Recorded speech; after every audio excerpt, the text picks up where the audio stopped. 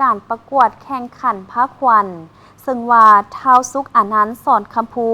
จากแขวงสารวันได้นำเสนอแบบพระขวัญสารวันได้รับรางวัลชนะเลิศในกิจกรรมประกวดพระขวัญลาวในงานมหกรรมสีมือหัตถกรรมลาวประจำปี 2025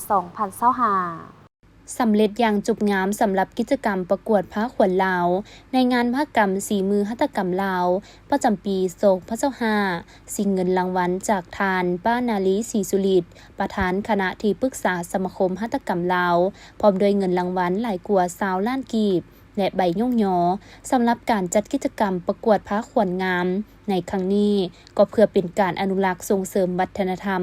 ฮีตของประเพณีอันดีงามของชาติลาวหมากเบงที่นำมาแข่งขันแมนกะเกียมมาประกอบและตกแต่งให้สวยงามอยู่สถานที่แข่งขันตัวจริงขนาดความสูงของหมากเบงการตกแต่งต้องได้รักษาเอกลักษณ์ฮีตของประเพณีของลาวตามยุคสมัยที่เป็นเอกลักษณ์ประจำท้องถิ่นที่มีความคิดสร้างสรรค์ตามยุคสมัยใหม่แต่ต้องมีกลิ่นอายหักเงา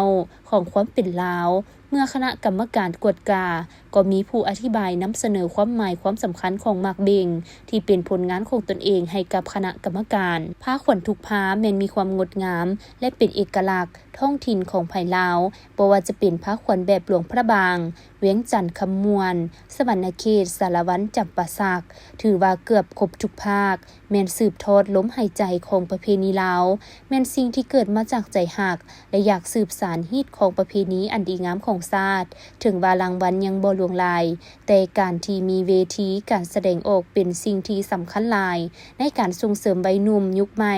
ให้ได้มีโอกาสได้แสดงความสามารถได้เรียนรู้สืบสานฮีตของประเพณีของชาติลาวเฮาผ่านการประกวดเห็นได้ว่ารางวัลชนะเลิศได้แก่ท้าวสุขอานันต์สอนคำพูจากแขวงสารวันนำเสนอแบบพระขวัญสารวัน